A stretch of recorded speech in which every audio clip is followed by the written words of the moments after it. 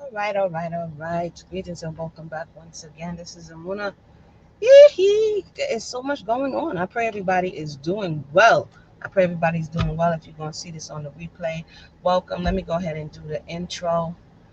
I don't even have the time to break it all down the way I want, so we're just going to freestyle a little bit and put some supporting evidence as we usually do, and kind of just make a public service announcement.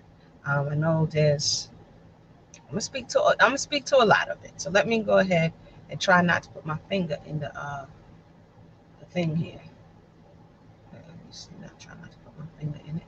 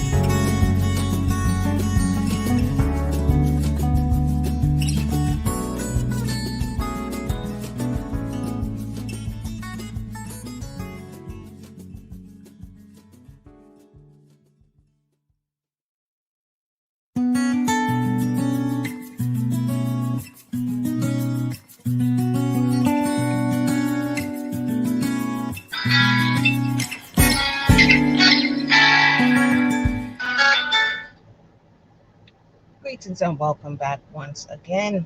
Let me turn down this air conditioner because it's blazing here in the FLA. I pray everybody is doing well. I pray everybody is doing well. I've been watching all that's going on while I'm trying to stay busy doing what it is I got to do. Okay. And I know if you haven't been watching what's going on, there definitely is a reckoning happening. Now, a little backstory. I have been paying attention to the what I term, some people is calling them the sleeping community. Some people are saying that it's the, you know, um, unwoke community. Hey, what's going on, Goldie? What's going on, everybody? And I'm here thinking to myself, I'm like, it's subconscious, what we're looking at, what we're seeing play out. For those who don't know what's going on, I put a few names in the title. And when I put names in the title, I think that's serious because yep, like the stream, fam, like the stream. I'm gonna come give Goldie a wrench. Definitely like the stream.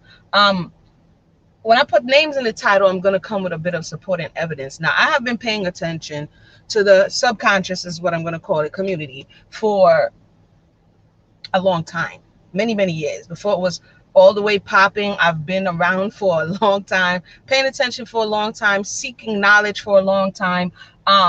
Saw everything as they came up, saw it as it bloomed, saw it as it began to decline, saw the degeneration of people, doctrines. I saw it all. I saw when young Phaorah first came on the scene. I saw when Polight started doing the debates. I saw it all. I watched it all. I was on the front row watching it like many of you. And what happens is, as we come in later on, we may not know what has happened before. We may not know what came before and why what we're seeing and experiencing is happening now. So I don't even remember who I started with. All I have to say is that a lot of what we're seeing is the manifestations of the subconscious. Let me address the people first. Greetings, people. Some of this is the people's fault. A lot of it is the people's fault. Just like investing in certain maladaptive, dysfunctional behaviors. When we put our attention there and we put our monies there and we put our times there, we allow those things to grow, those people to grow, those thought processes to grow. And so when they when they speak to certain things that are broken within us, that we allow those people to elevate within our eyesight, within our space. And you make them kind of this social media idol. You put them up on this pedestal and everything this person say, and then they break off and they begin to have these very cult followings, right? And then when they get too big to fail and something happens, the people are like, but all along the line, they've been telling you. They've been telling you who they are. They've been telling you what they're about. And because we're so wild with the disinformation oftentimes and misinformation on the chopping and screwing of the information that we're getting, we're wowed by it. It's amazing. We think that knowledge equals righteousness. Now, I said many years ago, and I'm gonna play that video, but I have to do it from my phone because I'm now on my computer thing. So we're gonna go one by one. When I saw this happening back in like 2015, 2016, I did a video called Consciousness is Not Righteousness. And the reason why I did that video is because I saw what was happening. We were conflating the two. We thought that because the person has knowledge, that means that they're applying the knowledge.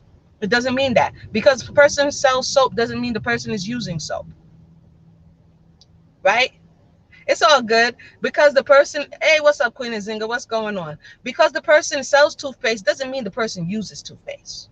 Yeah, but for some reason with information and knowledge, we think because the person is spitting knowledge, that means we're supposed to assume that the person is going to manifest the knowledge that they're spitting. It does not, it does not mean that. So when I did that video years ago, I was frustrated because it's like looking for the manifestation just because the person verbalized. Now, in a perfect world, if someone says, you know, I have ginger juice, or I know how to make ginger juice, we're thinking, yo, if I roll up at your house, I'm gonna find some ginger juice. Not necessarily so. I say ginger juice because I just juice some ginger. But my point being, let's start at the beginning. Not necessarily the beginning. We're gonna start with the youngest of the crew. I've been watching what's going on with young Phaorah a lot. Okay. Again, because people are intelligent or have the capacity to retain a lot of information, we also misconstrue that with intelligence, right? But this is what he said many years ago, somebody found the video. This is what he said. He gave a little warning, like I said in the title. They told you who they were, is whether or not you wanted to believe them. And because we allow many things as a community, and I use that term loosely, the subconscious community, because we allow many things to slide and slip, when it blows up, it goes on the world stage. And when it goes on the world stage, everybody wants hands off. Like, I don't got nothing to do with it. But when you smile and nod, there's a part in, I think it's Psalms 1, it says, blessed is the man that sit not in the counsel of the unrighteous, right? So when you're sitting there and you want to engage because it was cool and you're going back and forth and it's debating, you are creating a space. Many of the leaders, Israelites, non-Israelites, Kemetic, created a space where people who may not know and who are just searching think, oh wow, this person is trustworthy. Right? So we kind of give these references to people, for brand new people who may come through the door who know nothing about what you may know, and they, by way of us just being there and investing into this, they also end up in the pit. Right? That's goes back to the blind leading the blind. But in love with people who have sex with your mind. Now this is, you could tell this is a younger Pharaoh, because his locks when he first came, they were very, very small. Right? And this says it was 2016. So let's listen short to lead. He told you what it was about, right? But because we were so wowed by the tree of knowledge of good and evil. Remember that story. People are like, oh, the Bible, but I'm gonna come back to that. It's not this, it's not that. And they spent years arguing about the Bible. Had you just read it, a lot of these pits you fell in, you wouldn't have fell. You wouldn't have fallen. I say you wouldn't have fell. You wouldn't have fallen. But let's listen. Black people need to stop falling in love with people who have sex with your mind. And what I mean by that is women. For example, me. I'm intelligent. So if I wanted to, I could be a manipulator. Why? Because I can talk good and have sex with your mind. Boom. That's the only part I wanted to get. I'll put that. He said black people. Okay. Stop falling in love with people that can be intimate with your mind, have sex with your mind, penetrate your thoughts, and go in there and seed it, because that's what you do. When you seed something, when you inseminate something, they can manipulate you in a certain way because of their words. And that's what we like. Oh, the person is articulate, the person is this, the person is that. And so because they can weave information, and because they know to a certain degree the large majority of people are not going to go to the source, they can weave information into making it to whatever they want it to look like. They can be a manipulator. And all of these people have similar traits. Tariq Nasheed has a similar trait, the ability to speak. What did the serpent have? The ability to speak. He spit game to Kawa or Eve. Pharaoh has the ability to speak. The youngest one of the crew told you, and I'm going to rewind it again. Umar Johnson has the ability to speak. You just don't be like, huh, what? It just sounds good. Did I leave somebody out? Polight has the ability to speak, right? And that's what people get wowed by. Or we the people. I went over to Shema on this channel. We the people, we get wowed by a lot of what we hear, right? And this is how they know. When Martin Luther King had the ability to spit. He had the ability to speak. Malcolm X had the ability to speak. When they have especially men who have the ability to articulate themselves well, that's what it takes to move forward in this community, whether they be right, wrong, or indifferent. So let me play it a little bit again, because this is just this part is a public service announcement of what we, the people, have fed into. I love people who have sex with your mind. And what I mean by that is, black people need to stop falling in love with people who have sex with your mind. And what I mean by that is women. For example, me. I'm intelligent. So if I wanted to, I could be a manipulator. Why? Because I can talk good and have sex with your mind. He's very self-aware. He's very self-aware at this point. He says if he wanted to, he can be a manipulator. And a lot of things are coming up in this space and time that there's a possibility that he is a manipulator. But he told you way back, what year are we on? 5 years ago, when he first came on the scene, that he had that capability because of what his ability to penetrate the mind of the people, both male and female. Okay, they're telling you, but because it's subconscious, because there's something else consciously that we want, if you covet, this is, I'm going to give a little Torah, because this is all Torah. If you covet in the same way Eve coveted intelligence, Eve coveted knowledge, She coveted the tree of knowledge of good and evil, right? She desired that. So when you desire something or covered something, all of the consequences, all of the backlash, all of the things that we are going to have to pay on the back end, we kind of put that out of our mind because we want what we want, right? So when a lot of these people come, they're coming with the things that the people find of value. Oh, they're intelligent, they're articulate, they're able to navigate history, they're able to retain a lot of information. Oh, I can't do that. I wish I could do that. Whatever it is we say, whatever it is we do. Hope this broadcast is going well. I see the thing going in and out. Let me know if it's all right. So basically, whenever it is that we do that, we give them more power. Right? We give them more power because we are projecting our energy onto that person or that thing, and it's imbuing them with more power to continue to do what they want to do. Okay, so that was one. Concerning what's going on with him as well as Polight, is that there's a thought process of, first they came in under the guise of the black woman is God. And because many melanated women wanted and were in the space prior of not being recognized, not being acknowledged, not being valued, this spoke to that part of us that wanted to be valued, that wanted, so they put themselves or separated themselves from a lot of the misogynistic ways of the other parts of the conscious community. And in doing so, were geared towards, they were kind of like the Derek Jackson of the conscious community. Okay. So they're speaking to the woman saying, I see what's going on with you. You know, you a queen. Umar kind of sprinkles in the queen in between all of the other stuff. You're a queen, you're this, you're that. And so the energy, remember the woman has the ability to multiply. You give her one thing and she multiplies it, right? So you give her these words and she multiplies you. And the more she multiplies you is the higher elevated you become. So we saw that in these two, from when they were on the stage, from when, what's his name? Phaorah was running around with Seti, from when everybody's on Sarnetta's couch, to all of this stuff that's happening. Each and every time they appear, each and every time they're doing a conference, each and every time they have a new whatever, people are pouring in because they think they want what they have. Okay. The assumption is that you're spitting all this game. That means you're actually doing this stuff. Now, the people who may know these people intimately may realize that it may be a hustle. What we also have to realize is that some people who openly say they used to hustle realizes that they can flip over here and hustle knowledge. All they did was change the product. If you used to hustle something illegal, now you take that same energy and you hustle something that's legal, right? An entrepreneur is an entrepreneur no matter where you put them. It's just like in the time of prohibition.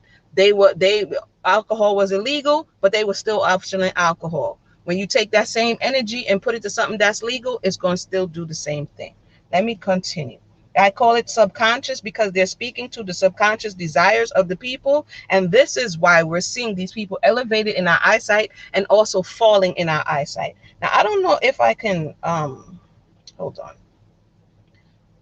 Many years ago, this is when I knew that pride comes before a fall, right?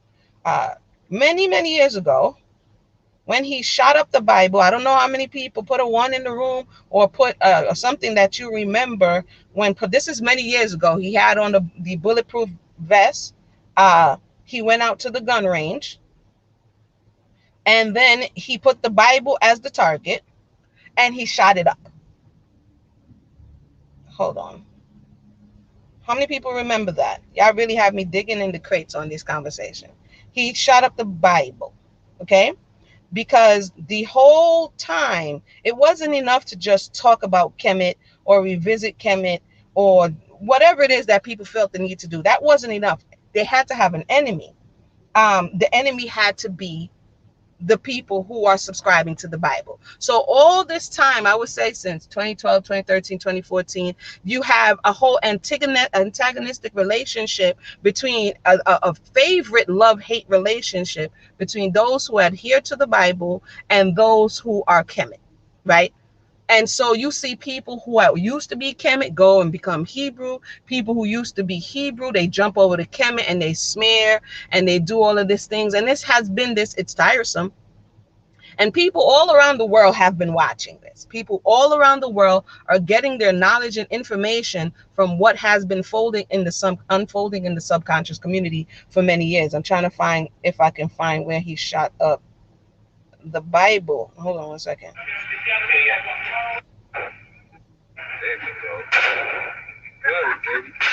I don't know if they took some of this stuff off the internet, because a lot of things have changed since then. But he took the Bible out to the range and shot it up. Now, had he read before he shot it up, had he read just a little bit about Solomon and his quest for wisdom, which is a lot of these people on a quest for knowledge, and his acquisition of knowledge and his application to knowing all things and doing all things, he would have understood where he was going to end up. Solomon told you in Ecclesiastes that it's vanity. All of what you're searching for, all of what you're doing, all of the way in which you're doing it, you're going to realize in the end that it's vanity. Okay, so concerning the popularization, it's been here, of the polygyny, he was one of the foremost people in this. Look at my wives. And people be like, look at Polight, look at his wives, right? This is one of the issues that seems to have come up in young Pharaoh's conversation, which is that we're going to come to that. Hold on, brother. Which is that I'm talking about the way in which these ideologies are espoused, the way in which people idolize these figures who can speak and spit a good game, and the way that they set these people up, as well as those who subscribe to them, for the okadoke. Okay. So one of the things that he was pushing, I remember they did many, many years ago, they did a polygyny thing. And these are some of the points that them and Israelites could touch and agree on. And it's around women and the multiplying of women. But as I did some research, and I shared a lot of it on this channel concerning polygyny, wherever you find it, is that it creates an appetite. You see this in the Mormon community. You see this in other communities. It creates an appetite in people, especially in the male, where what you have is not enough. And that the boundaries that say this person is of legal age or this person is legally mine, we see that boundary transgressed because the fire that builds up in the person is that I have no boundaries, because they become a god in their own mind. This is the subconscious mind. This is what we're dealing with. Know thyself. But when we're too busy consumed with trying to learn the knowledge only to show how much we know the knowledge as opposed to how much we apply the knowledge, right? When we do that, we lose sight of the reality that we did not master our own selves as yet. Okay, so the more that you get, especially the male, the more that you feed into this thought of desire that we saw in King David's situation, he transgressed the boundary. Why? Because even though he had all of these women, the thought now is, I've become like unto a god.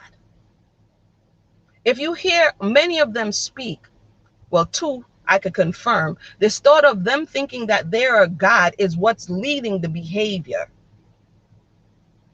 And we may take it lightly. I did not subscribe to the black woman as God. I do not subscribe to the black man as God. I do not subscribe to man as God. Right? Because that is the lie. If you go by the Torah narrative, that is what Hashatan, or that's what the serpent said. He said you shall be as gods, knowing good and evil. And if you look at what a lot of humanity is doing, is trying to get that promise to be as gods. Okay, good. Let's continue. So when we hear these things, they're telling you what track they're on. For those who think that you can run around opening your third eye and painting it on or tattooing on or wearing it on the eye of Horus on your body and opening your pineal and your third gland, your third eye, for those who think that that leads you fully to the divine, it does not. It does not. It opens up your eyes so that you can see, but it does not wholly connect you to divinity. And if you look at people who are messing around spiritually without understanding or really understanding the implications, they invite certain energies into themselves, and then they become very heavy in the sense of they become very materialized. So you see when they started to get knowledge, they wanted to open up their third eye, and then all of a sudden, I got bling, I got jewelry, I got this, I got Maybach, I got blah blah blah blah blah, because now they want to expand in this material realm as opposed to elevate into the spiritual realm. Just my observation, right? Anywho, let's continue. I said they told you who they are, but sometimes people tell us, but we're not listening because at the time it's not advantageous for us to listen. Now, Tariq Nasheed, he's interesting. He's not pushing so much spirituality as he's pushing history. So a lot of people are like, Tariq Nasheed, he's pushing history.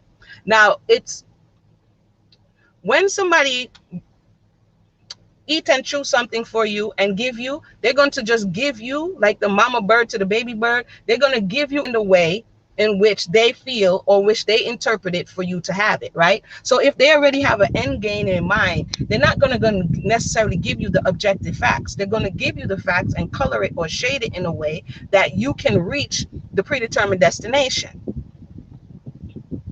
right? I'm going to come to the comments in a second. So this is a lot of what I see with Tariq Nasheed. Some of the things, because I like to study history, some of the stuff he be saying, I'll be like, wait a minute. So, but because when he realized that the Mackin, which is where he's coming from, the Mackin and how to get game, all he did was flip it, not necessarily from something illegal, something that was questionable, into this space. He took that same energy from over here, Mackin and the pimping and the pimping and the Mackin, and then he just put it right here. He said, well, this is where the people hungry. This is where the people are responsive. Okay, they want to know this history. But we learned from the other part of the subconscious community is just because you have the history doesn't mean you're going to apply it, and doesn't mean you're going to learn from it. People are wandering around with the Bible as a whole historical narrative, but it doesn't mean you applied or learned from it. It just means now you know. And the more that people know is the more that they feel as though they have become like unto God. Because now you can lord what you know over other people and manipulate them to go left and right. This is why I like sourcing up. This is why I like just giving information, because no, it's a slippery slope, right? It's a slippery slope. But let's continue. Now, this is Tariq Nasheed. I saw John. What's going on, John? He hit his goal for the museum. So he did a number of books. This is just to show you where energy goes, energy grows. So he hits the goal and Indiegogo for the museum. At 1.1, he wanted $1 million. He's at $1.1 million. Okay?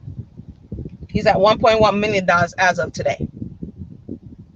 So this is to show you that by, let me see, 10,000 backers.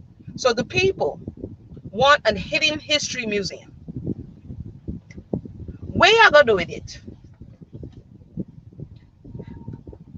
A lot of this information, because we want to materialize, we want to be able to walk in the history of our ancestors. A lot of us don't even honor our ancestors in word or in deed. We don't honor our immediate ancestors. So we want to go again to a place to be wowed by this information about our ancestors, when in reality a lot of us within our own selves won't even put the effort, energy into our own personal family lineage.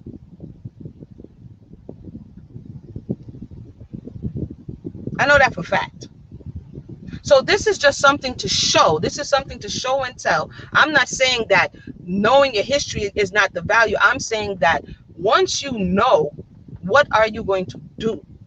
And what we have seen historically, what we've seen in the case on the spiritual side of Polight and Phaorah, is that once you know, a lot of people don't do anything with the information. So what has this shown? It has shown that people can collect money. They could come together on something. But the question is, right, they don't even respect your grandparents. That is crazy. But let's listen to some of the ways that Tariq, as well as Umar, who wanted to build a school. Tariq, one thing I can say, if he says he wants to do this and he gets the funding to do it, he produces the product, because that's another issue in the subconscious community, is that some people speak and don't produce. Tariq is one of them who speaks and produces. But let's see the spirit, because we have to say, what fruit does the tree bear, right? Let's see the spirit and the energy behind the people that we're investing our time, effort, and energy into, to see whether or not in the long term that is the fruit that we want to get back. So that was that. Let's listen to, I came across this a while ago. I wanted to talk about it, but I got busy. But listen to this just for a little bit. She's shown us images, and they're not doctors, that she was in the actual field. Everybody who was in 1804 in here? I was. My name is London. I was in 1804. I had to track you down to get paid for it. No, when were you in 1804? She's shown us images, and they're not doctors, that she was in the actual documentary. She's PTR'd them in multiple rooms before. You paid me, but it took a very long time. Where were you in the movie? I was one of the slaves. So you were an extra in the movie? It doesn't matter. It doesn't matter. How did you have to work, track I me deserve down? to get paid, and I shouldn't have to chase a black man down to pay me. You're a goddamn liar. Everybody's lying. The same thing. I'm not Everybody's lying. lying. I'm not lying. You just waste some emotional intelligence, Tariq. So please hold on. Please excuse. You know we don't curse here on this channel, so please excuse the language. What I'm showing is that we if Tariq has all of this history and all of this knowledge, right? Then at some point it should apply to yourself so that you can have like she said, emotional intelligence, so that you can grow to a space where it shows that there's a benefit for knowing all what you say you know. So now this is a chopped conversation on Clubhouse where somebody is saying that they participated in one of his projects, but it took a while for her to get paid. And customer service, project, things that we the people should exhibit when we are interfacing with one another. Just because I look like you doesn't mean you get to speak reckless to me. What I see that runs through all of these people is that they feel that if you're going to give me what I want, then I'll speak nicely to you. And if you're not going to give me what I want, I'm going to speak reckless to you. I don't know how that's going to build a community. I don't know how that's going to rebuild anything. I don't know how John said, he said all the time that the museum is going to be used as a think tank for black people so we can come up with solutions for ending racism. How can we come up with solutions for self-inflicted injuries? Can we come up with solutions for dealing with some of the, because what are you going to rebuild? Look how you speak to one another. Look how you interface. What are you going to rebuild? I am going to play the rest of John. John, now you can't be coming, John, let's behave ourselves nicely now. Hold on. You know what I mean? Hold on, John. So what are you rebuilding? I said many years ago that commerce is communication. Communication is commerce. You can look it up in the dictionary. Without the proper way in which to communicate, one of the issues that so-called black people have is respect. This is wildly disrespectful, right? But you say, I'm going to give you all this knowledge and all this information because I want to build. No, you're building with one hand and tearing down with the other, and it's vain. It's vain. If you don't get it together, it's vain. You're exerting all that energy for nothing. I'm gonna play a little bit more of the video because I have some other conversations I would like to talk about. Like all this cursing and stuff is paid everybody the damn day they worked. No, that was not the case. We paid No, it was not. I had to everybody DM you, and you had to send it on Cash App. The fuck out of here. Lying your or ass. PayPal, one of the two. How much did we pay?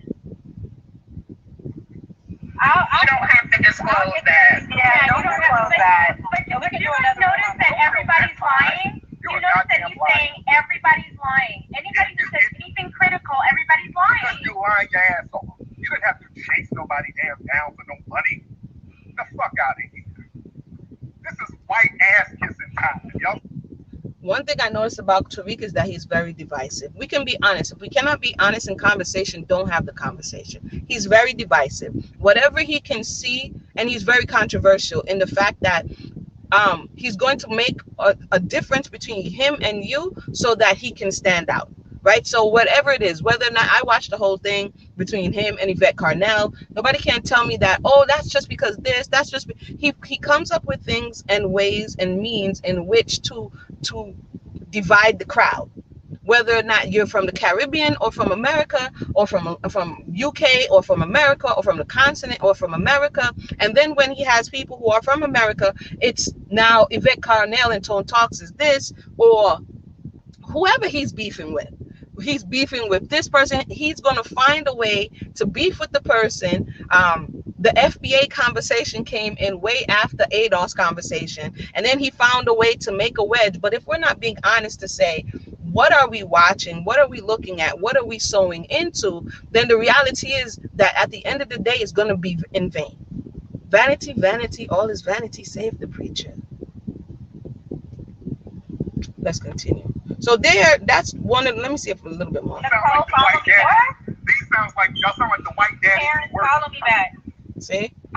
All you have to do is say, can you hit me up offline? What's your name? Since you're doing business, you should have a log. You should have who participated, the names of the extras. What medium did you use to pay them? That's all trackable. I don't have to curse you out on social media. All I got to do is go back and check my records. And if the person is maligning your name, if the person is misrepresenting you, all you got to do is show the receipts. Look, this is where I played the person, and the person may have been mistaken. But instead, you go to the ad hominem attacks, and you go to the red herrings, these logical fallacies that's going to shift the conversation away from what you don't want people to see. Again, whatever, I'm not talking about the sum of money that's paying. I'm talking about the way in which I have seen over many years, and I am in a position to speak about it, what I've seen in the community and how people deal the moment they don't get what they want. I don't know what you think you're building. Now, I don't know if I need to go into Umar, because 50 umpteen people have gone into Umar. Umar does the very same thing. You're queen, you're beloved when he wants something, and then when you don't, run my donations. I don't gotta tell y'all nothing. I don't gotta show y'all nothing. And it's like, come on, what are we doing here? I remember I introduced the sad thing many years ago. I put my mother-in-law onto Umar, and she was like, oh, she was into watching everything and going to events and believing in the school. You know how many people along the way you disappoint because you're good at painting the vision for the people, but the reality that the follow-through is not there, right? So if he showed how he paid her that same day after his broadcast on the video, it's on his YouTube channel. Put the link in the box and we can update that. That's what I'm saying. That still does not negate how disrespectful he is. I have seen him. My point to this is the way, and they have told you who they are. So basically, you do name calling, cursing, right? All of that low vibrational energy. My FedEx is here. All that low vibrational energy is not going to get you to where you think you need to be.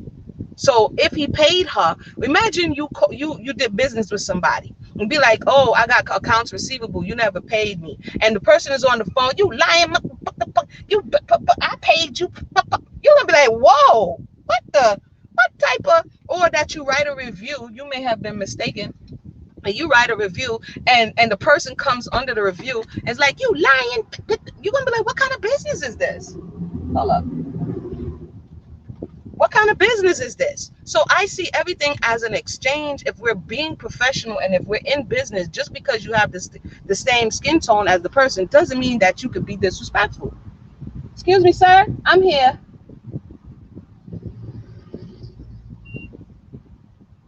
Thank you so much. Have a good day. So if you're gonna be able to if you're gonna be able to back that, then you're not the type of person to build with, because there's gonna be problems that come out. The delta variant, the delta vibration. Kaya said that's the delta vibration. That was funny. I drink so much. That's that delta variant, fam. That's that delta variant. I don't care who you are. I deal with people all the time, right? Business, you make calls, you make orders, you put your money in somewhere. If I'm mistaken or you're mistaken, I didn't hear the women on that particular call cursing him out. He came with the cursing out. All you got to do is like, sister, you may be mistaken. Let me go ahead and have my accountant check that. Let me go ahead and have my assistant check that, and somebody will get back to you, right? Whether if somebody's making fun of you or not, you're a business person. Business is not pleasure. The problem a lot of us people, melanated people, have is in the realm of business. This is why a lot of people like, I don't want to do business with black people, is because they're unprofessional. I talked about this many years ago. This is a pet peeve of mine. I'm not saying all. When you work for the European, you know how to be professional. Now you're working for yourself and interfacing with one another, and we think we could, cock up, do whatever. I remember one time, a long time ago, I was up north. I went to a print shop, and we went to go support, and the man had a print shop, right? And and it was a melanator, it was a brother. And he was like, yo, you could come around here and print it yourself. Then I'm like, wait a minute. I did not come to your print shop for me to print my own stuff for myself. My point being, if we don't learn, if we are seeing an illustration before us right now of part of the reason why, outside of racism, white supremacy, part of the reason why things cannot be built and sustained, because of the relationship that has been damaged between one another. If that is not repaired, what's going on, LF? If that's not repaired, forget about it. Forget about it. I've been talking like I'm just blue till my head wrap goes to the side. I've been talking about this for years, because the reality is you're wasting your energy. Let me continue. I'm a little turned up today because it's crazy. So, John, I'm not going into specifics. I've seen Tariq curse out everybody who he makes fun of. He chides, he golds, he baits, he does all of that. The minute he doesn't agree with you, or you whatever, he's coming for you, and then he's going to try to corral all of his supporters to be on that side. I don't know how you're going to build anything. Had the whole internet a few years ago ready to come for everybody with an accent. I mean, and all it really did was shift that energy. As you saw the election passed and all of that, the energy kind of shifted. But it's that same adversarial energy that's not going to get anywhere. And it's built on lies. On this channel, I went over the conversation because I'm not down with all of that. But I went over the conversation, how some of this information was intentionally being misconstrued to manipulate the people. But they told you. They told you who they were, but you didn't want to believe them. I'll play young Phaorah again while I'm looking for this other thing. He told you who he was. Now, concerning the situation with his baby mother, and concerning the situation with this new woman, and concerning that he wants people to bow down and worship him and kiss the ring, we can see that in the mind of the person, the knowledge that they have acquired brings them to believe that they are God. Cut it out. Cut it out. Cut it out. The same thing is happening on the other side of this content community with this anti. It's like the people, it's like because there was patriarchy, or because there was misogynistic ways, then you got feminism. The same thing is happening in this YouTube space now, is that you have all of these women on the other side, Cynthia G and Nyla Says, and I'm sharing names today, and Tanya TKO. There's all these women that's polarizing the people. I want to know where y'all going. Where y'all going? Where y'all going? Where y'all going? Where y'all going? Where y'all going? You polarizing the people, not living by any real code. I want to know what on code is, right? Is on code being unrighteous? Like, is on code, what is on code? Is on code being manipulative? Is on code, what is it? Help me to help you to understand what all of that is. But again, Black people need to stop falling in love with people who have sex with your mind. And what I mean by that is, women. For example, me, I'm intelligent, so if I wanted to, I could be a manipulator. Why? Because I can talk good and have sex with your mind. he says if he wanted to, could be a manipulator. That goes for anybody who's able to reach people's minds. If they don't have integrity inside, they can knowingly. This is why anytime I used to go to organized spaces, I used to be the one who was probably either going to get kicked out, asked to leave, or asked to stop asking questions. Because once I detect that you playing games, once I detect that you doing the old switcheroo, I'm in there. I'm in there. I remember one church I went to in Bible study. The brother, the pastor was like, "You can't ask no more questions." I said, "What? But this is a Bible study. What you mean I can't ask no more questions?" You know what I mean? What you mean? Needless to say, I don't fit in well in these places. But let's continue. Who did I say? So I know John is a little kicking back on the Tariq Nasheed, but I'm not. You can go and check the history. Like I said, I'm not new to this conversation. I don't say a lot about a lot of things, but that doesn't mean that I'm not paying attention. So when we feed into these thought processes, when we feed into what's going on, we're making, oh, that's what I wanted to talk about. So now Polight has made the news, right? Now he has made the news. The situation, I tried to look up. There's other people who have been able to obtain the police report. Please be respectful of this young girl who is the alleged victim. You know what I mean? The internet has no chill. That's all I have to say. But Politely made the news. So let's play that now. Hold on. The social media If you haven't seen yet. influencer, motivational speakers making headlines for the wrong reason. NBC6 reporter Kim Wynn is live in Miami Beach tonight with more on the arrest of the man known as Brother Polight. Kim.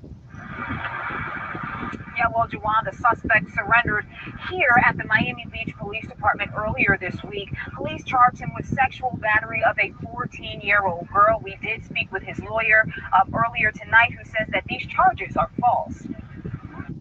This is the mugshot of 37-year-old Michael Nowak Jr., also known as Brother Polight, to his more than 300,000 Instagram followers. Miami Beach police arrested Nowak this week for alleged sexual battery of a 14-year-old girl in a hotel room in February. Police say the alleged victim was the daughter of a woman he was romantically linked to. Defense attorney David Tariq says his client is innocent. Once the evidence is produced, that he is going to be exonerated. So yeah, not guilty, nothing else. According to the police report, Nowak, a motivational speaker and author who lives in LA, asked the woman if he could take her daughter to an after party at a club in Miami. The report states Nowak took the teen to his hotel after seeing that the club was closed. Police say the suspect gave the teen alcohol and started dancing and touching the teen inappropriately, groping her breast, inner thighs, and buttocks. It goes on to say Nowak tried to force the teen to perform oral sex on him. The teen allegedly passed out and woke up to Nowak trying to make her throw up. These are serious allegations, but in any situation, there is always motive. There is always a lot behind the scenes that the public is not going to be able to see. The report states that the girl's mother found her intoxicated and possibly on drugs, with severe swelling on her mouth and lips. It later states Nowak told the mother not to call police because it would ruin his career. Nowak was served with a DNA warrant in June and surrendered to police on Monday. Tariq says the police report is only an allegation. And Nowak claims to have written more than 90 books. In an interview, he also claims to have several wives. All right, that was that. Good to those who just joined us. Right. So if we know the history, some of us don't. What we're looking at, what's happening, some of us coming at very different times during this conversation, during the unfolding of it. Some are very new, and this is why sometimes the people who know, they go off the scene, and only purpose that's left is those who are supporters of it, or those who are hypocrites, right, who turn a blind eye, and then it continues until it gets on the world stage. Something similar happened when I think he passed away now, when what was his name, the guy who called himself the Holy Spirit, the Comforter. Y'all tell me his name again. Jerome. I think his name was Jerome. He was an Israelite in New York, and they got raided. There's a lot of things that happen behind the scenes, and then the people know, and they turn a blind eye, and there's no justice served, and then it snowballs, and then it snowballs until it becomes something undeniable, until it comes on the world stage. And part of this goes because we allow things. You don't have a system in which you can actually internally manage these injustices, and then you have people who try to make you believe that if you appeal to the system, that you're selling the person out, and so they kind of self-cannibalize, where they eat down, or they're building, but they're tearing down the people that they claim they're building with. And so the people, and this has happened across the board. It's happened in Dimona, Israel. It's happened in America. It's happened in Georgia with Dr. York. It happened all over, that the very same bricks or people that you say you're building with are the very same people that are injured. And then you have the fallen, that happened with, what's his name, Yahweh Ben Yahweh. And then you have the fallen leader who the people didn't respect, and it's the same cycle. But we want a history museum, but we can't learn from history. If we're not willing to learn from history, the rise and the fall, it never fails. It's the same script. It's the same script. Yeah. So let me see who else. Again, oh, let me just do one more because I gotta go do something. So that was that. That's on the news. Tasha K is the one who broke that story about 2 days ago. And then people were, I like to, sometimes people move too quick, because if you're trying to just get, let me just say this. If you're just trying to get paid off of YouTube, you might want to find something else. If you feel the need to just put out information, misinformation, and disinformation for clicks and views, you are muddying the water and you are making things worse. And too many people, I mean, you're bright, you're intelligent. I promise you there may be something else that you can do. You can do YouTube on your side. But if you make this your major hustle, you're going to be forced to produce. And I could almost guarantee you're going to be making some stuff up along the way. If anybody has anything to say, feel free to share. My point is, the people kind of fed into this. I might come back and talk about the female content creators and what it has created on the other side. This polarization, this inability to see down the middle, this clicking up, all of that it's going to lead to destruction. I can almost guarantee. This is going to lead to destruction. Shalom and greetings once again. This is Imuna. When did I record this? In 2016. So this is when a lot of the stuff started coming out. People, and one of the things that came out many years ago was the conversation of Polight scamming, misappropriating funds, selling services, not delivering. And the people were looking for the elders to speak up, to hold him accountable, to stop letting him come on their platforms, to stop. And for a minute he went away, and then all of a sudden he came back, right back like it never happened, putting other people at risk and at danger, until this gets to the world stage where it becomes undeniable. But understand that we the people, well, I didn't give any money because discernment, told the Most High for discernment, but the people continue to buy into this narrative for one reason or another. Yeah. And if someone has something to say, you hear that it's they're hating. So it's kind of like the community has the same kind of clause as anti-Semite, right? It's that same, if you say XYZ, you're hating. You know what I mean? It's kind of like saying you're xenophobic. It's like you're not allowed. It's a silencing mechanism to shut you up, to make you stop talking if you are critical. If you can critically think and assess what's going on. If I call you a hater, if I disparage you, that means you're going to stop talking, and then the person could continue to do what they do. We have to be aware of what's going on, why it's going on, and why it's continuing. And again, I don't think it's nothing new. But if we're doing all of this to learn from history, why are we not learning from history? Let me look at some of what's being said. Let me put the invite in the box. Then I'm a mosey, people. I want to thank everybody who has joined us and lent your listening ear. And what happens is, I'll say this also, it makes people disenchanted. Now people look at Israelites, or they look at Kemet, or they look at whatever African spirituality, and they say, oh, see, that's why I don't want to be such and such, because look at this person. If you're looking at that person and making that person be the reason why you don't go on a spiritual journey, you wasn't trying to go on a spiritual journey. You was trying to worship a person. You wasn't trying to go on a spiritual journey. You were trying to worship a person. You were coveting something that person had, because no person could stop you from going on a spiritual journey. Cursed be the man who put his trust in man, right? No, if you are on a spiritual journey, if you're on a journey of self-awareness, the world cannot stop you from that journey. Only you can stop you, and you can use excuses. You can point the finger at other people for being the reason why you stop X, Y, and Z. If you're going to make your way out of Christianity, let it be because you saw some inaccuracies. You saw some things that left questions. But don't say that this person is the reason why you no longer in Christianity, when in actuality you was worshiping pastor and the first lady. Yeah. John says, please play the video about Tariq. I don't want there to be any misconceptions about Tariq or for you to look like you don't know what you're talking about. Now, John, I don't know if you're listening, so I'm going to say this again. What I brought up was not, and for the people who are listening, what I brought up was not about Tariq not paying the woman. What I brought up, what I played, was to illustrate that in building and in doing business, we have to have a level of mutual respect and integrity in our communication, our product, our service, and our delivery. So therefore, I did not say Tariq Nasheed did not pay the woman. What I said was the response that he gave her is similar to the response he gives everybody who he feels is challenging him. He berates them, he belittles them, and he verbally attacks them. That is not the way to build anything. There's no video that you can show me that can disprove that observation of how many years of watching. He did it to Yvette Carnell. He did it. What's the name of the next lady?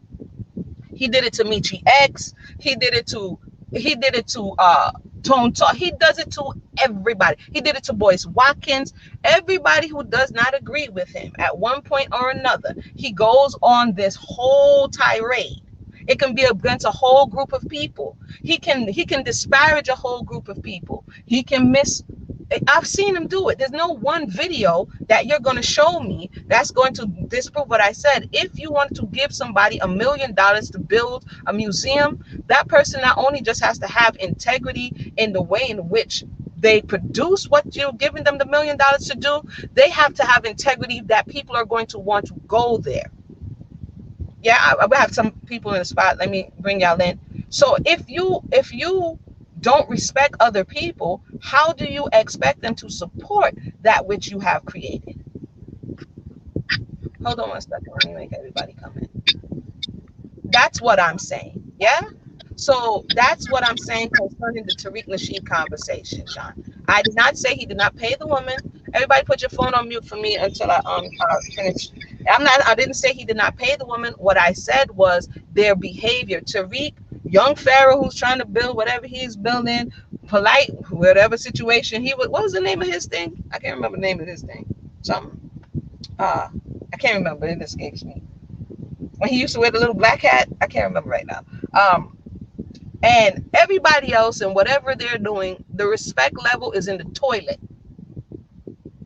I'm gonna tell you that story real quick, and then I'm when 2 days ago, 3 days ago, I'm ordering actually this thing right here. It just came in the mail. Okay, they have a little thing called reviews. Okay, so I'm reading the reviews because I like to read the reviews when I'm about to spend my money. I want to know what's going on with this company. Do they deliver product XYZ? What's their Better Business Bureau rating? All of this stuff. Customer service and how you deal with people goes into your ratings. So one of the issues was they was like, oh, this person is bad rude. This person is such and such. You're not going to get what you need. And I'm like, am I willing to deal with that? Am I willing to give this person my money and gamble as to whether or not, if I have an issue, if they're going to fix that? What happens in this community is that people think because we have gone through a similar oppressive state that I should be able to mistreat you. No, you should not. Anyway, welcome to those who just joined us. King and Zinga is in the spot, and that Kai Kai is in the spot. Welcome. The mic is open. Shalom, hello. I just joined your broadcast. This first time listening Welcome. to you. I was just curious when I saw that. I'm thinking, what is going on? But you're right. We put people on pedestals, and I really don't trust, especially brothers. We're supposed to be as a community, but I've noticed it's either one way or the other. Either the sister had to shut up and she talking too much and she need a man to speak for her, or I've just seen this movement where black women are bashing black men. I'm thinking, did I just wake up or well, I am in the country, but but did I just wake up, or when did all this just start happening? Because why I live my life in where I would live at, we don't act like that. Right. But I noticed. I guess maybe it's my age. It's my age group. I'm gonna blame that. It's my age group because I'm not just. We didn't have no feminists, and growing up, it wasn't no our black men, our black women against our black men and all that, and we want equal rights and stuff like that.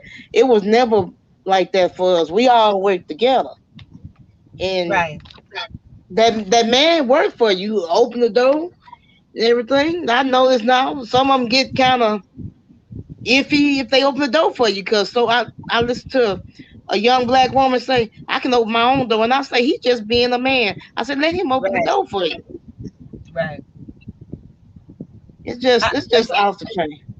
Like you said, I think it has progressed. Things have changed from one generation to the next. It has become increasingly apparent that there is a rift between the male and the female. Um, and I think that the internet, just by watching the advent of the internet, you understand, from to 1997, coming from dial up to now, and watching how things evolved from BET chat rooms to now, I think the internet has emboldened people who in real life wouldn't say the things that they're saying. Those type of people who in real life sometimes, not always, may be socially awkward. The internet has given a space for that introvert to now express all of these thoughts and feelings, and it's causing people to click up in these spaces. And it's becoming more and more toxic because the balance is not a balance is not accepted, right? A rational thought is oftentimes not accepted. They want people to polarize. So I would agree that a lot has changed. Hold on. And it's sad, and hopefully we can just continue to have these type of conversations so we can be honest, not necessarily hating, but honest. And like I said, if you leaving without the male, where you going? If you leaving without the female, where you going? Male and female created he them. We're not going to make it on our own. You need both for the next generation to come forth and to be successful. So I'm not down with any of this madness that's going on. But thank you for letting your voice be heard. Queen and Zinga, what's going on? Before you go, Queen and Zinga, uh, John, I said I've been paying attention for a while. You said that Tariq Nasheed never disparaged Boyce Watkins. I'm sorry, who named him Moist Watkins then? Let me know who named him Moist Watkins. If that's not Tariq Nasheed, let me know who did that. But Queen and Zinga, go ahead. Good afternoon. Can you hear me? Yeah, I can hear you. It's a little fuzzy, but go ahead, sis. It's I'm a little bit muffled because I'm in the car and I'm wearing my mask. Oh, okay. Yeah. Look, this behavior from these younger men, I have to say it because they're misinformed. They're misinformed, and they're behaving in what they believe is a manly kind of way. But an honorable man is different from just a regular man. You have to be an honorable man. If you're going to be in a polygamous type of relationship, the Bible says that you are to treat all of your wives equally. If you buy a bag for one, you have to buy a bag for all. If you buy a house for one, you have to buy a house for all. And usually those kinds of men are very wealthy men and godly men. They're obedient to God. These guys are obedient to their bodies and their flesh. If you want to be with different women, then be single. Don't be married. Don't do that. And don't use faith and religion to satisfy your lust, because there's a consequence for it. Thank you for that. There definitely is a consequence for that. Thank you for that. And I'm gonna we go. and we do too much, worship, celebrity worship. And I work with celebrities. You know that. But Right. there's too much celebrity worship. These are people who have jobs. It's their job to entertain you. They're not supposed to be your example of how to live. Use your common sense. Yeah, thank you for that. That was the voice of Queen and Zinga. Yeah, there is a lot of I'm gonna just put back up the screen so I could come back up here. There is a lot of celebrity worship. I did a video on this channel called I remember the video, but it's talking about idolatry, and it's just really breaking down how you get to celebrity worship, right? And how sometimes people don't even realize uh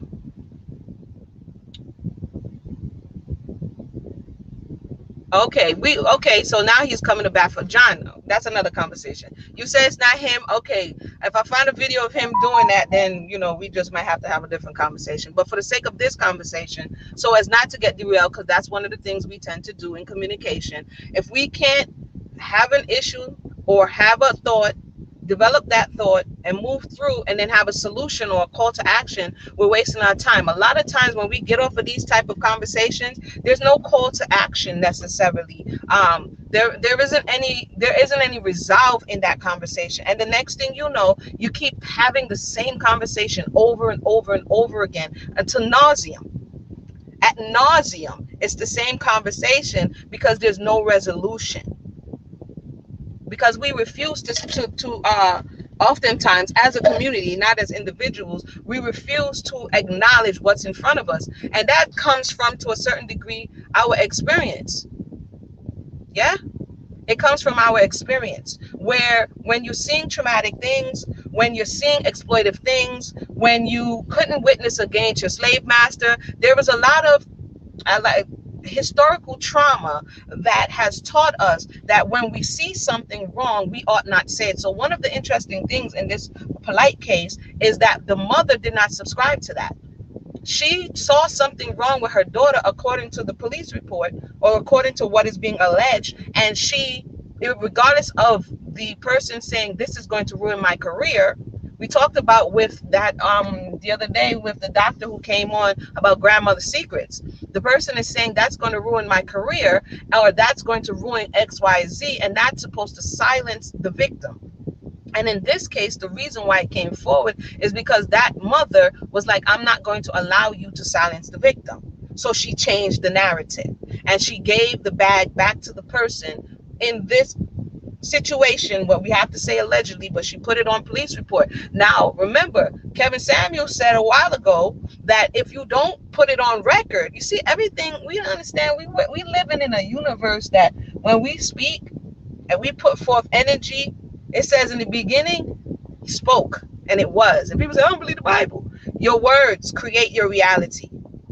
Now, they may be seemingly disconnected, but you have on one side of the community, the subconscious community, you have someone saying, if it's not on record, I can't believe you. Yeah? So you have a mother on the other side, well, I guess we're going to put it on record. And it's put on record. So the more things start getting put on record, like in the situation with young Phaorah, when she goes and puts on her phone, so when the police is there, she's recording the whole interaction, it's on record.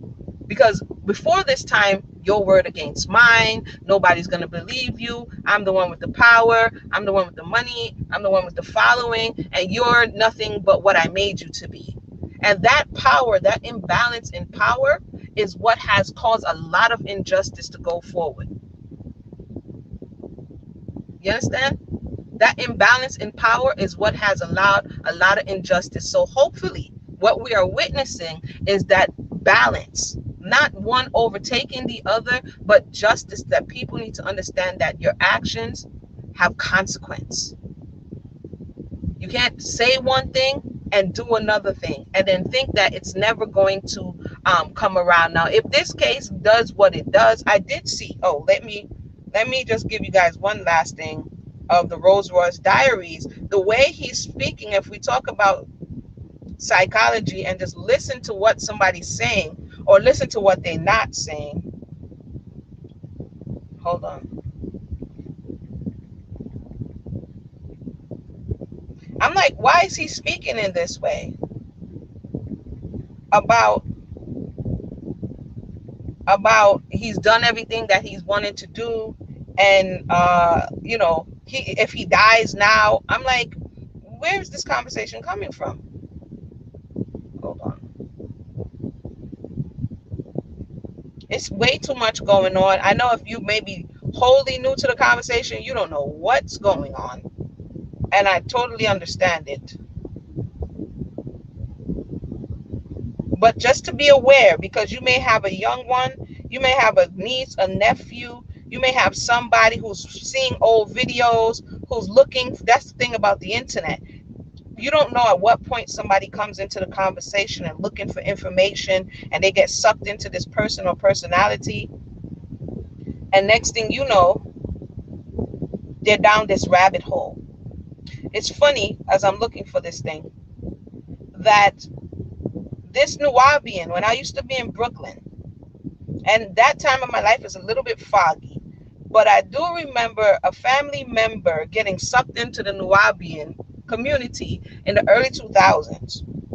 And that time, I'm reading my Bible, so my cousin calls me, oh, here it is, and she wants me to go, because, I'm from Bushwick, so I remember the house, and she wants me to go talk to these people about what's happening with the family member. And I remember going to this house. I can remember the house, and last night, because it kept bugging me, I looked it up, and sure enough, it was on Bushwick Avenue. And I just remember at that time going to this house, this building. It was black and gold, and when I walked in, there was like all of these aliens on the wall, and for me that was foreign. I'm like, what in the world is all of this? And I remember speaking to a brother who reminds me of him, but it was so long ago I can't necessarily confirm, but it was a slick speaking brother who was sucking in at the time this very young girl, family member, and they had her not bathing and not taking showers and only taking baths and not using deodorant. Like, the young girl was just sucked in and devolving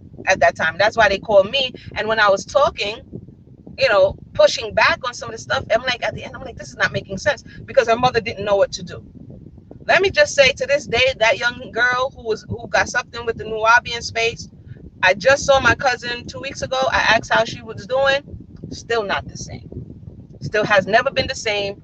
20 years later, still not the same. So there's definitely something happening in that space, whether it is that they manipulate the people with the information. But I definitely know from experts, and I looked it up online yesterday. I was like, yep, that is the exact house or office or bookstore or whatever you want to call it, that this is not new. What I'm saying, that this information is not new. But let's listen to some of his response, because remember what Pharaoh says, that if somebody knows how to speak, they know how to manipulate you, if that's what they want to do. So let's just listen to a bit. Because I'm not tied to no machines.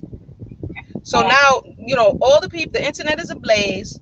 Everybody's talking, and this is the response. Now we're going to know if he's speaking from humility or if he's speaking from ego. Remember, they're telling us, but are we listening? Be like, yo, you can't make no money off of stocks no more. I might have to humble myself and change my approach. Right about now, you can't cancel me because I'm not tied to no machines. My daughter, so one of his responses in ego, he's like, well, if you cut off my flow, because I think, if I'm not mistaken, one of the time money was his God. He doesn't believe in God, this, that, and the third. It's what you make it. All of this, double speaking and explaining. But he's like, if you can't cut off his money source, then you can't cancel him. Essentially, is what he's saying. Turn 15 years old. In about another month or so, she's going to be a millionaire officially. She's a few tens of $1,000s shy. She's in the $900,000 from what I taught her how to do off her phone, between making money off of games and making money off of stocks. My 15-year-old about to be a millionaire. You can't cancel that, because no matter what you do to me, she's always going to have that wealth of knowledge. Deflection. So they're talking about a certain behavior, and of course, if he is having a case, he cannot speak about it. But instead of speaking about it, I'm going to take your attention over here. Don't look at the hole in the roof. Look at the window, right? I'm going to take your attention and I'm going to put it over here because this is where I am not deficient. I'm deficient over here, but I'm not deficient over here. So I want you, it's psychology. I want you to look over here, not over there. So now he's talking about money. He's talking about not being able to be canceled. He's talking about making his daughter a millionaire, which has nothing to do with the topic at hand. This is what people do in communication every day in the chat. Nothing to do with the topic at hand. But yet still we here deflecting all day, right? Over there doing the Serena and her sister over there doing the tennis open. My eldest daughter, who I took in since about 7 years old, she hit me with a message because now she's running her own media marketing project, and she has high-profile clients, and she's doing her thing. And she sent me a text the other day like, "Thank you for raising me and allowing me to see the work you put in as an entrepreneur, because goddamn, the work you put in as an entrepreneur and watching you and seeing how many years it took for everything to come to fruition, I realized how much I learned. And I know it may have been hard-headed here and there, but she gave me a lot of love and kudos. You can't cancel that." The work as an entrepreneur has nothing to do with the allegations over here. OJ running football has nothing to do with what they accused him of. R. Kelly being able to write a song in his sleep, you know what I'm saying, has nothing to do with what they accused him of. But we tend to do that. We don't want, it makes us feel uncomfortable psychologically, emotionally. It makes you feel uncomfortable. So again, move your attention over here, and now I'm going to bring in witnesses. I'm going to bring in other people who say that I'm good at whatever it is that I'm good at, as opposed to witnesses on the other side that can testify that they may have seen some suspect behavior in the times past, right?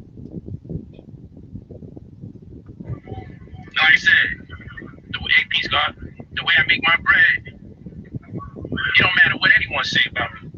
I'm always gonna be able to make my bread. So what does cancel me? You can't cancel this show. Just can't cancel. And that's why people be pissed off, because I'm not part of nobody's machine. So you can't compromise the way I speak, how I speak, when I speak, what I do. Oh, this person said this, so I gotta bow down to the way you want me to do stuff in fear that I'm gonna lose my endorsements. I'm a self-made millionaire.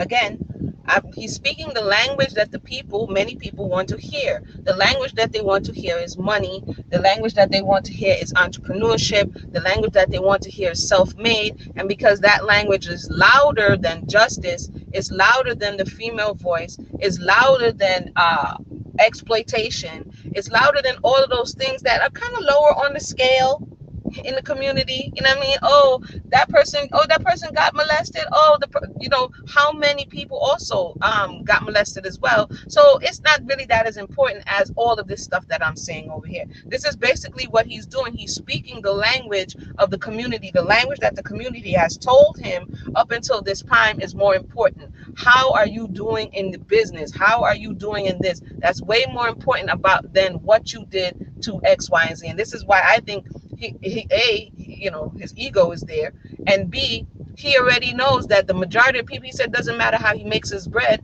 but a large majority of people brought him up on scamming, right? But now he's saying, it doesn't matter how he makes it. I don't think he answered fully to those inquiries either, but let's continue. Allegedly. Self-made. That's how that goes. Self-made. So we're going to get that right. We're going to get that out the way. And the main thing I want to focus on, my priority for conversation today is my father, because I got to deal with truth. I know what people's priority is, and I get it. But my priority is something that's true, that's real, which is my father actually died because there's rumors going out that I'm leveraging a lie about my father dying to draw attention to. No, I wouldn't expect a lot of people to have sympathy for a person that they don't know. I wouldn't expect that. Though a lot of people did show love. But I'm glad that in his exit from this existence, we was able. Subjective truth. So we people play these games in general, and whether it be in small matters or great matters. So his objective is truth only when it's the truth that he wants to explore. We do that in relationships, we do that in community conversations. Only when it's the truth that I want to explore am I interested. But if it's a truth that's going to uncover a lie, or if it's a truth that's going to reveal X, Y, and Z, no, don't go over there, don't look at that truth. It's like when the children tell you, I cleaned up, mommy, and you're looking all around, and then if you go to the closet, they're like, no, don't open that. I don't want you to see that. That's not the truth I want you to see. To reconcile a lot of our issues, and that meant a lot to me because my mom died the week I met her. I had 7 days with her in my latter. He's going now. He says he doesn't expect people who don't know him to give sympathy, but now he's going into a space that if you're human is going to evoke sympathy. He's talking about his father dying. So apparently he said that his father died in the space that all of this stuff is happening, that he turns himself in, although he doesn't say he turns himself in, but the records say it. And now he's going reminiscing about his mother's dying, and that's supposed to take the attention away from the conversation at hand, never really addressing what's on the table. Stages of being a teenager, and I didn't get to cover much. Picture being 17, meeting your mother for the first time, and then you think you got a little time being born, so you can try to catch up. So you can attempt to catch up and see what you can do to connect with her, let her know where you were angry at. How come I didn't know you as a child? And then she's gone 6 days after the time. So I had 7 days with my mom. But with my pops, at least I got a chance to build with him. So even though he left in our older age as a black man, one black man to another, I evolved. And a lot of the things I begrudged him for, I came to terms with. This does not mean I made an excuse for my father. This does not mean I made any excuses for him, but you tend to understand more as you get older, especially as a black man or even a black woman in society. But I'm speaking on behalf of black men.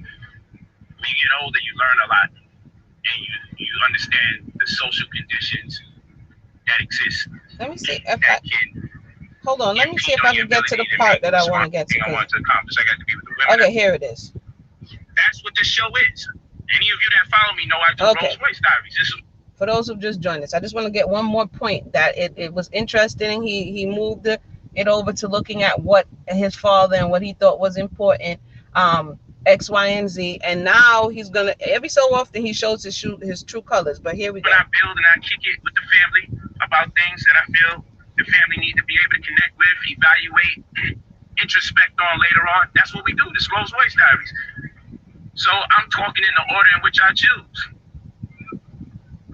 So let's get back. He's responding to trolls because they're like, bro, what's all this? You feel me? We watching a press conference for you to address what's on the table, and you over here telling us what you ate for dinner last night. So that's what he's responding to. Let's get back to action. Rolls Royce Diaries. Here's another thing. You pray for rain, and you get mad when you get the mud.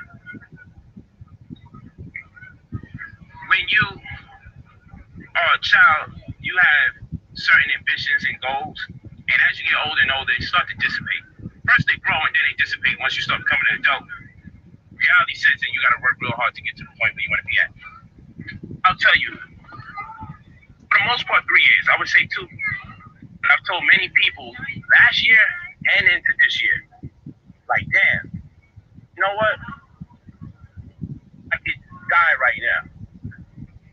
Because I accomplished everything I wanted to accomplish. I got to be with the women I ever wanted to be with. I got the vehicles. You gotta listen to voice inflection. You gotta listen to voice inflection when it changed. When somebody's going to say something that they kind of uncertain, it's kind of like when Celie said, beat her. Or when Kevin Samuel said, slap her. Like, he kind of forcing it out a little bit. And so he did the same thing when he said that he could listen again. And I gotta go because, wow, what time is it? Listen again. Because that's showing you that something is going on with him, that now he's reminiscing, he's doing all of these things, and he's actually saying basically that he's accomplished his bucket list.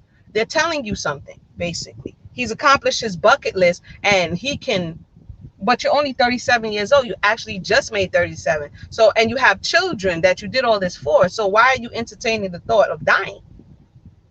Let's get back to it. Let's get back to action. Rolls Royce Diaries. Here's another thing. You know, you pray for rain, and you get mad when you get the mud. When you are a child, you have certain ambitions and goals, and as you get older and older, they start to dissipate. First they grow and then they dissipate once you start becoming an adult. Reality sets in, you got to work real hard to get to the point where you want to be at. I'll tell you, for the most part, 3 years. I would say 2. But I've told many people last year and into this year, like, damn, you know what? I could die right now. Because I accomplished everything I wanted to accomplish. I got to be with the women I ever wanted to be with. I got the vehicles I ever wanted. You know, all the toys. Most importantly, I set up wealth stewardship. I employed wealth stewardship to the point that I know if I'm not here, my work ethic will perpetuate itself within the confines of the lives of the people that I love and trust. I wanted to be in a position where I can employ my people, empower my people, add value to my people. I want to be in a position where my children can look and say, man, he thought about me when I was born. Okay, so yeah, you can watch that video as well. Queen T says, sounds like a suicide video. I hate to say, I'm sad for the victim. That's who. Yeah, a lot of people are. There's a 14-year-old girl who stands with her mother in this conversation that we don't know a lot about. It's a minor, and he's recounting all the things that he did that he wanted to do, that he feels fulfilled in having done. The earring keep dropping out. That he feels fulfilled in having done all the toys that he wanted, all the women that he wanted, all the business dealings that he wanted. Not addressing he's addressing what he's done positively, but not addressing the things that he's done to get these things that we're seeing before us, right? That he's using to bring in, because it is these things, it is these professions that he uses to bring in more people, to attract celebrity clientele, to do all of these things. When he first went to California, I remember, I don't know if you guys remember or if it's still on the internet or whatever, but when he first got there, he showed that he worked his way up through the debate networks and all of these things. And then when he finally got to where he felt like where he was going, he was like, forget y'all. You know what I'm saying? He flips everybody off. Y'all a bunch of broke such and such from the project. I mean, he's going in with a stack of money like he's flossing, okay? I don't know if all that stuff is still on the internet. My point being, he showed you what it was about. And then eventually he came back to the community after he told the community he didn't need them. Hold on. So basically he has been telling us what it was. I don't know how people didn't see that. I don't know.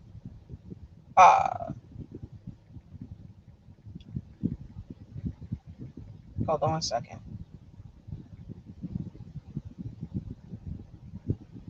Whoever remembers that video, just let me know you remember that video with the big stack of money and the going in on the people back in New York. And forget y'all ghetto, y'all got roaches in your house.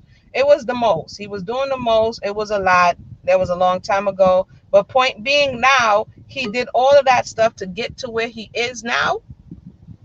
And now he has, like you said, Queen T, it's very strange. There's very strange reaction to his reality right now. Does that speak to him knowing to a certain degree what he has done? I don't know. We're just going to have to see. There was one more thing that I wanted to do. I see Nyasha is in the house.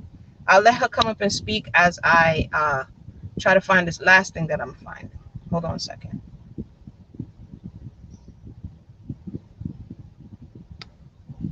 Go ahead, sis. The mic is open. Greetings. Can you hear me? Loud and clear. Thank you. Good evening. It might start this evening. So, yes, thank you. Of course, as always, I missed you for giving us that platform to have those. Yeah, thank you, sis. I've been over here trying to do my homework. I've been trying to be good. But go ahead. Yes, what I found very sad is, as women, how we, I thought, Mama Emuna, that we were over this. I saw women blaming the 14-year-old girl. And that is something that, shocked me.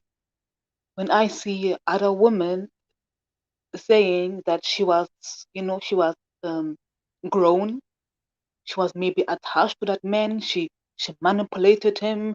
And what makes me, you think maybe we as a people, we would go forward. But I see we always go behind and always blame victim and those, the girls shy for those mistakes, and we let our grown men somehow, and if we want our black men to grow up, we also need to, as hard as it is, we as women need to learn to practice tough love. And what I ask myself, even if she, threw herself on him, we have to be honest that more than half our women have been raped before the age of 18.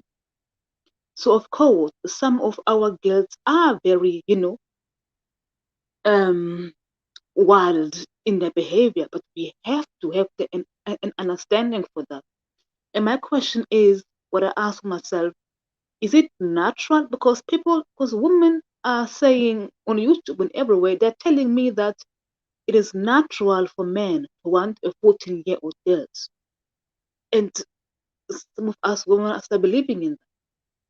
That's all I wanted to say about that issue. And I wish we could move forward. I feel we are going behind as if we were in the 1918 or something.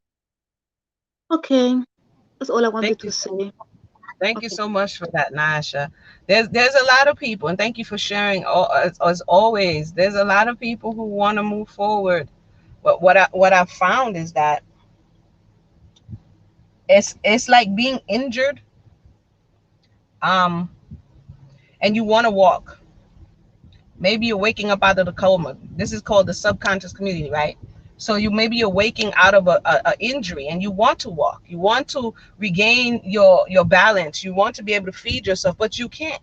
So you have a desire to do so, but your body is not there yet. They call in the physical therapist, and the physical therapist teaches you to learn to walk again, to learn to stand again. All of these things depending on your injury. We have to look at the melanated community has been injured, comatose, knocked into the middle of the next millennia. All of the trauma that has happened on the continent, in the diaspora, and they want to walk. But all of the tools, all the ability, the training, the rehabilitation has not taken place.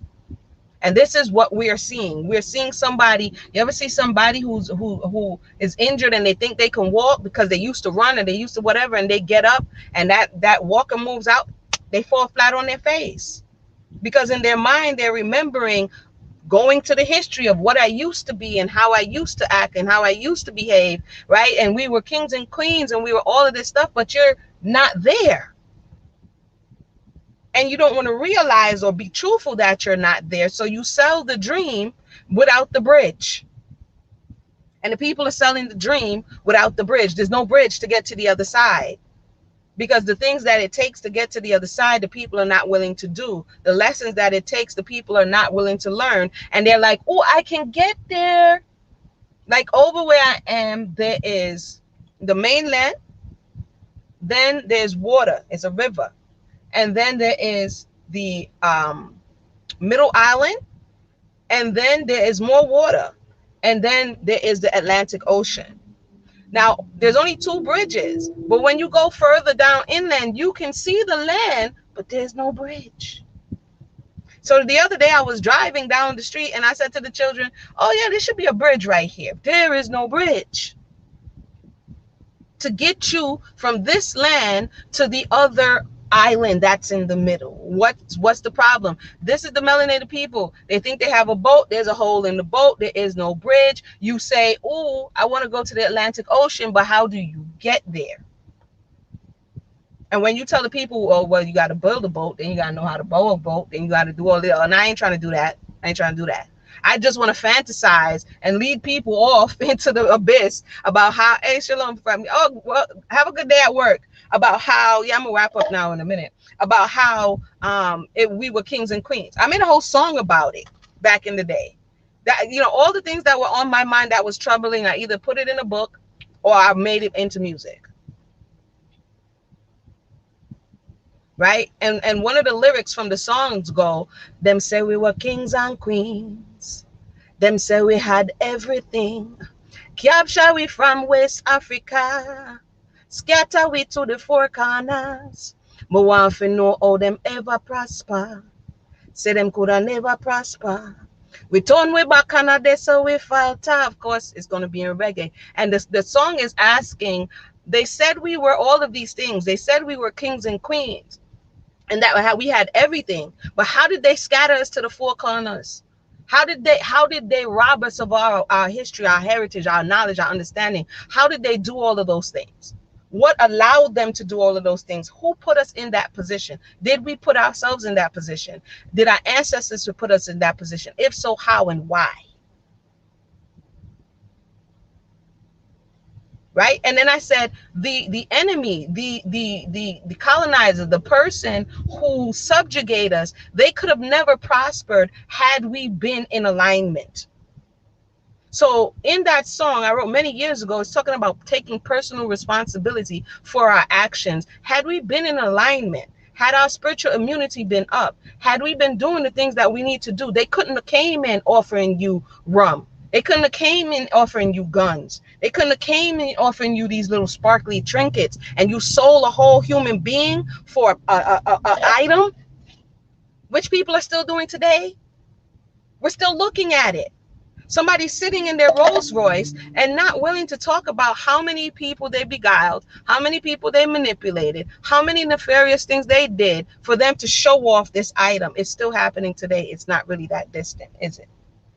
And in closing, only because I like to substantiate and the internet likes to record. Yeah. John, this one is for you. You said that Tariq, this is what we like to do. Tariq likes to do this as well. And he likes to put it off on, it's not me, it's this person, it's not me, it's that person. So I made a statement that he does it to everyone he doesn't agree with. So this is Tariq Nasheed talking about or roasting Boyce Watkins. Let's work it out. Boy, sit your ass down, Boyce. Ball-headed Don King. Boyce be instigating this shit so much. You better stop that, Boyce. All extra, instigating beefs and then trying to work out the beef that you done instigated. Stop it, boy. I'm gonna change your fucking name, Boyce, to Moist Twatkins. Or Moist Thotkins. Cause you be gossiping like a bot, Boyce. Stop all that shit. Okay, let me do that again. You said just because this is the kind of stuff we do, someone makes a claim and the other person disproves the claim, but they don't come with supporting evidence. So I made a claim. Let me go back to my claim that Tariq Nasheed has a MO, and that in that MO he does certain things.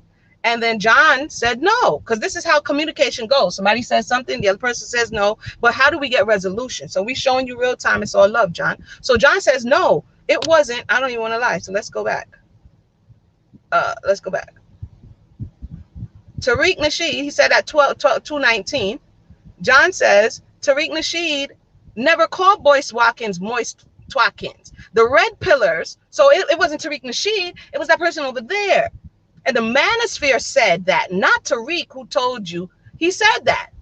So this is how people get in an argument, never ending argument. I said something, the other person said they never said something, it was the person over there. And unless we come back with the information, so that we can clear it up to say, listen, this is actually what is being said. This is what I'm trying to prove. We're just going to go round and round, and then I'm going to build up whatever issues I got with the person, and that person is going to build up, and then we can't build. So I went and found where Tariq Nasheed said and named him, because he's good at naming people. He named him Moist Twatkins, and he laughed. So let me just play it one more time, and then I'm going to go ahead and wrap this up. Or Moist Thotkins. You be gossiping like a bot, Boyce. Stop all that shit, boys. So there you go. We have him, not the red pillars. We have Tariq Nasheed, not the manosphere. We have Tariq Nasheed, the one who is, because of whatever issues they were having, disparaging Boyce Watkins because of whatever issues. My point being, it happens. So it's not that it doesn't happen, it's happening. And so what are we going to do about it? You cannot build in this way. It's okay to like a person. I agree. You don't have to agree with everything the person says or does. We don't have to come to the defense of the person because the person said something wrong or the person said something off, right? So with that said, let me recap. It's subconscious. Let me recap and close it up. The subconscious community is what I'm going to call it, because a lot of what we know topically, like when you put Vaseline on, it doesn't absorb into the skin because it's a byproduct of petroleum. Yeah. So it's topical. So just think about it as the knowledge is being put on top of the skin.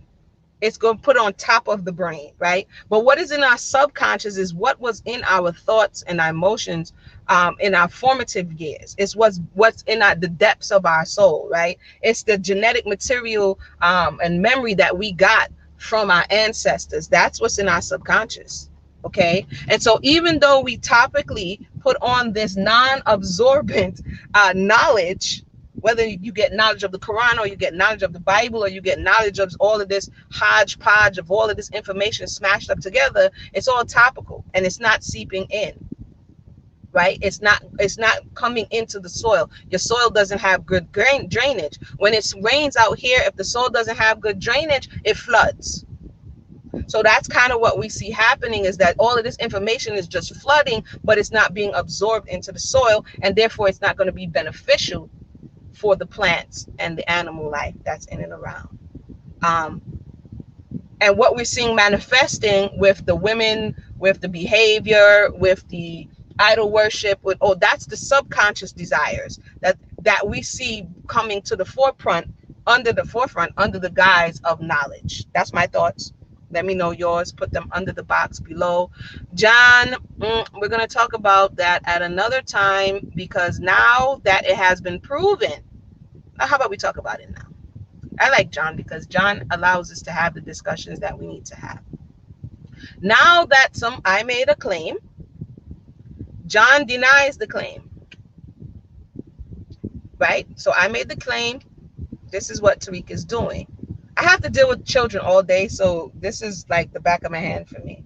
So something happens. I'm looking at it one way. You're looking at it another way.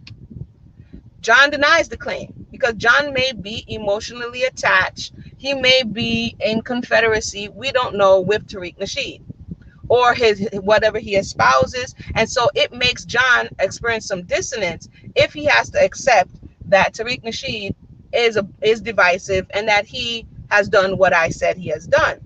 So in response to it, he says he didn't do that. Because it's written, John. It's written. You wrote it, right? So he says, Tariq Nasheed didn't do that. It was actually them over there, right? Everybody look over there. So we look over there.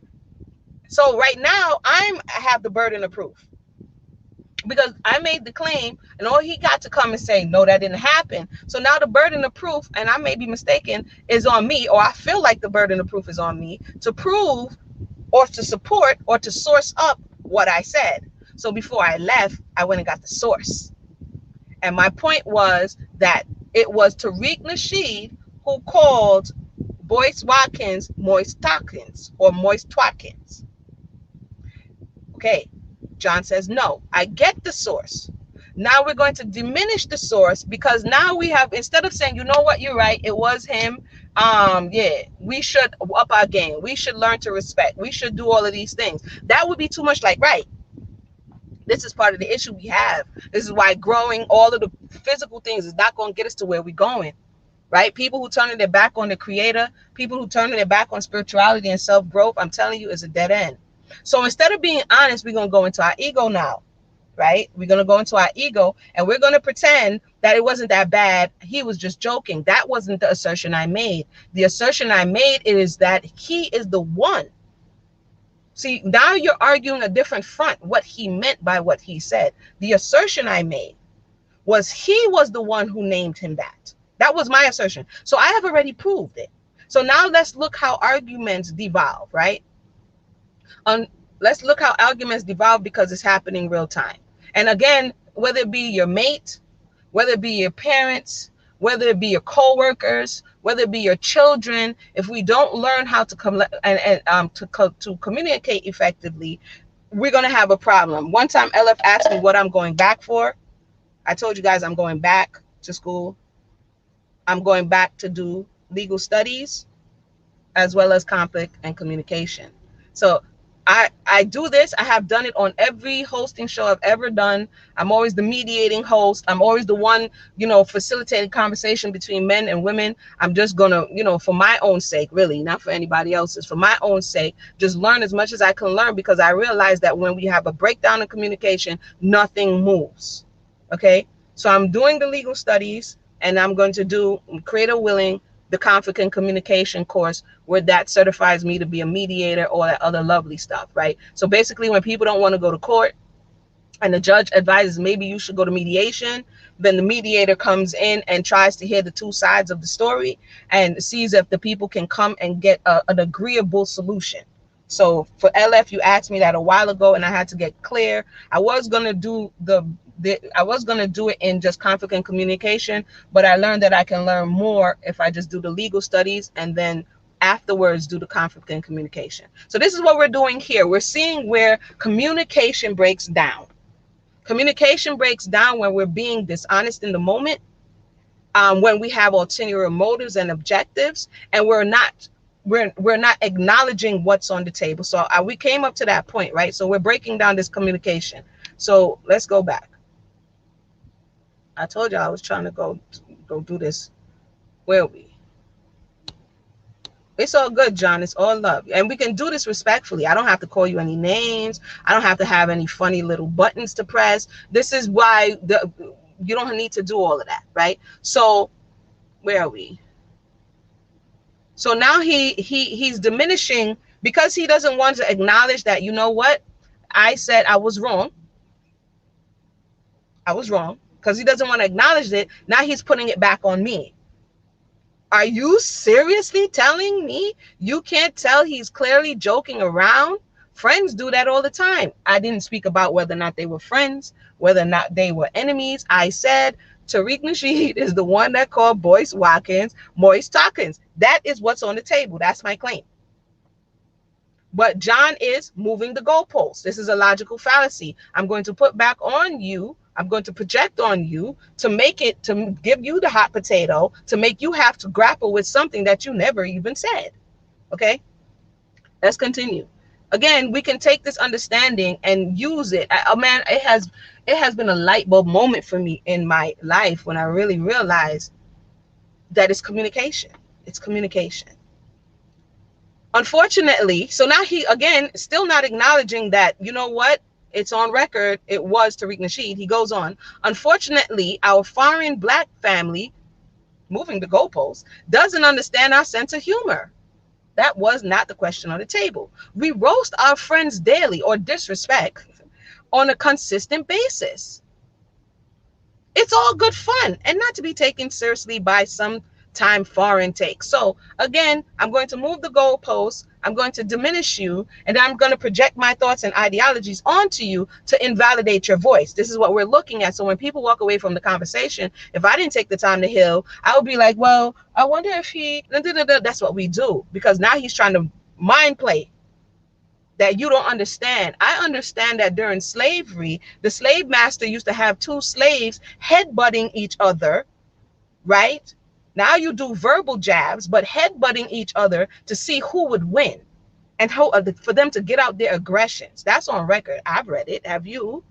I say that to say, no, it's not a friendly roasting. Diminishing someone and using your mouth on a consistent basis to chop down the person is not how you build community, fam.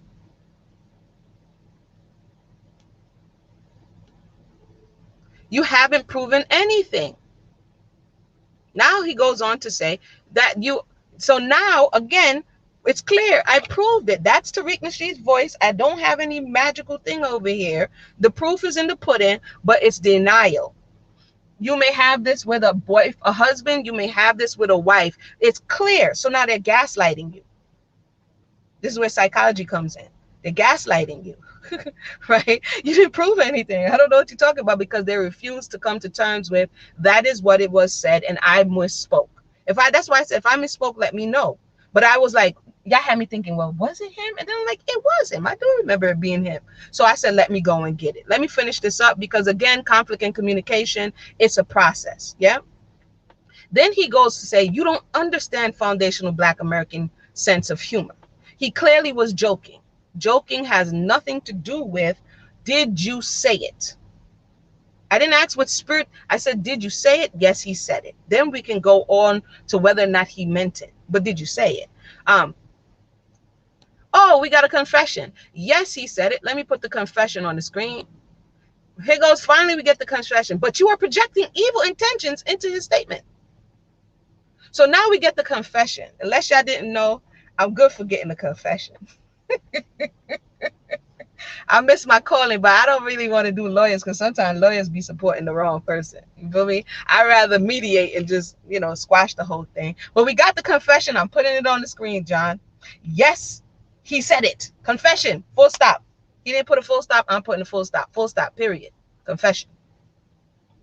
These are my confessions.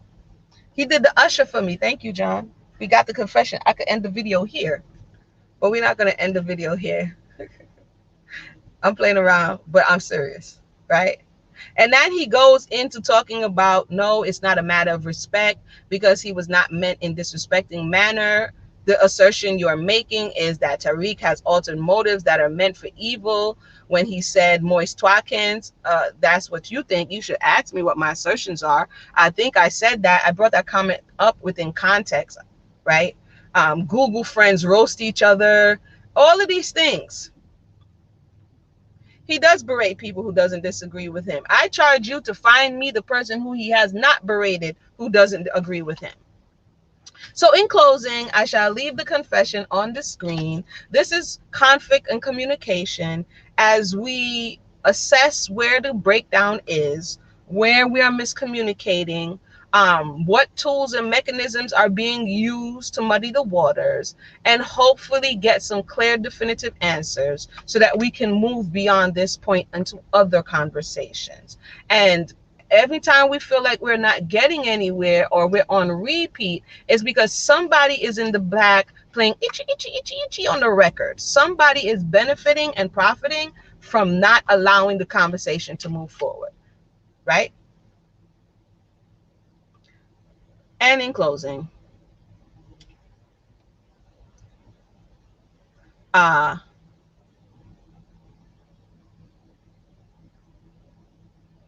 he says, now that you made a false statement, John, I got to go. I've been drinking a lot of water. Fill in the blank.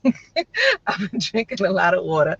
I stayed on the live for 1 hour, 54 seconds, and 17 minutes. I think I made my point about the subconscious community. I didn't get to go into a whole lot on Umar, but there's people who live on Umar, and that's their whole life. He does many of the very similar, same things. Opening up closed doors without understanding why they were closed can be dangerous. Advising people to pick up certain spiritual practices without understanding that they come with consequence is dangerous. Just throwing away the entire Bible without knowing it for yourself and only being mad because the pastor didn't do what you wanted him to do is dangerous. There are admonitions and warnings within the text that helps you navigate through life. And if you don't value it, that's okay, but understand that all of our actions, whether you value it or not, come with consequences, because we live in a construct governed by universal laws and principles. Now, thank you so much for joining in. I'll read my confession from John once more. John, if you want to come on, the link is always in the box. If not, you can share your thoughts. If you didn't fully be able to get it out, you can put it in the comment section below. Like the video, thumbs up the video. Let me go ahead and play my little commercial. Oh yeah, if you have I'll come back and talk about that another time. Let me get a commercial. All right, y'all. I gotta get back to work now. This That was a long episode break. is sponsored by Yummy Curry Powder. Go on over to www.theyummycottage.com for your powder today. That the commercial was tripping. I don't know. But anywho, I'll be back again. But I really do have to do some work because I have some stuff to do. Thank everybody for tuning in. Everybody have a blessed day. Stay woke. Deal with the things in your subconscious so that when we speak, we try to speak from a cleaner vessel. Like the video. Thank you, Queen T. Thumbs up the video. Share the video. Everybody have a blessed day. One. Oopsie.